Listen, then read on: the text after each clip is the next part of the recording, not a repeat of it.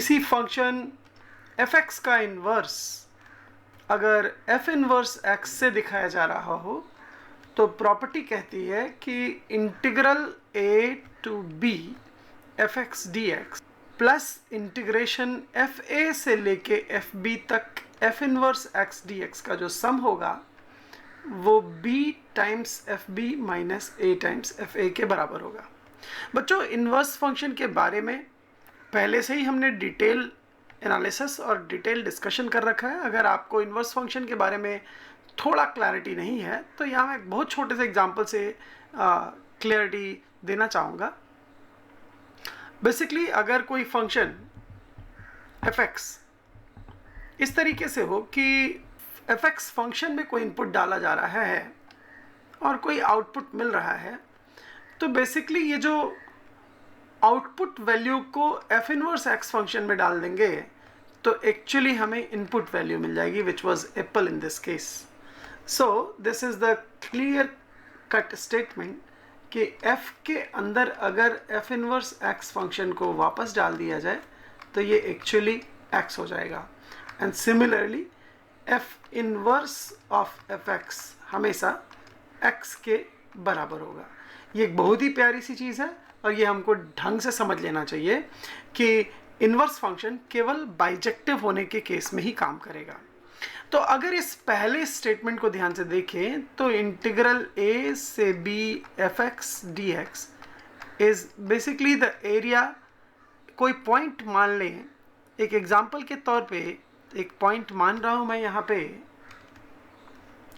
Late us call the point x is equals to 1 और मान लेते हैं दूसरा point x is equals to 4 है।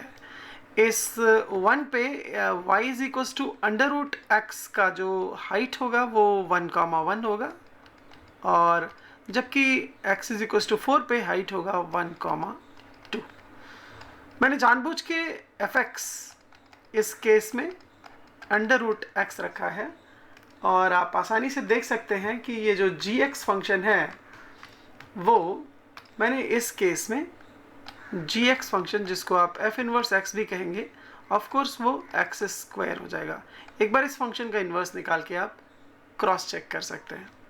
तो मैं कहना चाहता हूँ कि x इज इक्वल्स टू 1 से लेके x इज इक्वल्स टू 4 तक ये f(x) ने जो एरिया बाउंड किया है उसको शेड करके दिखा देता हूँ मैं, और the shaded area is the integral a to b f(x) dx। On the contrary, अगर मैं x इज इक्वल्स टू 1 पे fa की बात करूं तो fa हो गया 1 और जबकि fb हो गया 2। तो मैं कहना चाहता हूं कि अगर एक इंटीग्रेशन 1 पॉइंट से लेके 2 पॉइंट तक f इनवर्स x dx चाहिए, ध्यान दो ये f a की वैल्यू है and this is f b की वैल्यू। ओके, तो इसी पॉइंट 1 और 4 से मुझे y कोऑर्डिनेट चुनना है और वो y कोऑर्डिनेट मुझे फिक्स करना है। तो 2 पॉइंट इधर कहीं बीच में होगा, 1 पॉइंट एक्सीडेंटली यहीं पे है। तो इस 1 से लेकर के और इस 2 वैल्यू तक, राइट, इस f इनवर्स x फंक्शन ने x एक्सिस के साथ क्या एरिया बनाया है ये एरिया मैं दिखाना चाहूँगा। This is the point x is equals to 2 which is fa and this is fa which is 1 and this is fb। so fa से लेके fb तक इस फंक्शन का एरिया, इन्वर्स फंक्शन का एरिया, इन्वर्स फंक्शन ने जो area shade किया वो मैं अभी वाइट कलर से यहाँ शेड कर रहा हूँ। हमको इस प्रीवियस येलो पोर्शन का एरिया 1 से लेके 4 तक वाला और इस नए वाइट पोर्शन के एरिया का सम चाहिए। थोड़ा सा और ध्यान से बच्चों इस चीज़ को ऑब्जर्व करना, बहुत ही प्यारी सी चीज़ यहाँ पे हमें ऑब्जर्व करनी है। और अगर हम ध्यान से देखें तो ये पॉइंट और of course the point here is 1 and 4, क्योंकि f inverse x function F x function के साथ बहुत ही क्लोजली जुड़ा हुआ है, बस एक्स एक्सिस को वाई एक्सिस जैसा बिहेव कराने लग जाओ। मतलब ये जैसा काम कर रहा है एक्स एक्सिस एफ एक्स के लिए, एग्जैक्टली वैसा ही behaviour F inverse X function कर रहा है, वाई एक्सिस कर रहा है एफ इनवर्स एक्स फंक्शन के लिए। तो इसका मतलब ये हुआ कि अगर ये जो पोर्शन है, if this area is a, so of course this area is a. तो बेसिकली मुझे इस एरिया ए का इस वाइट वाले एरिया बी के साथ समेशन चाहिए। तो मुझे ए एरिया और बी एरिया को ऐड करके तुम्हें बताना है।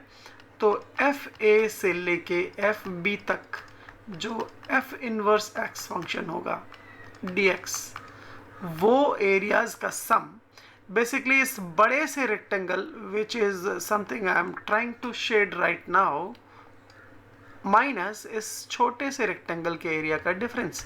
सो the area of this big rectangle is basically height is 2 which is F B, so b times F B और minus a times F A. Note here, यहाँ मैं कैलकुलेट करके दिखाता हूँ। हाइट एफ बी की वैल्यू 2 होगी जबकि b की वैल्यू 4 है, सो 4 into 2 minus a into F A which is 1। So 4 2s are 8, 8 में से 1 चला जाएगा।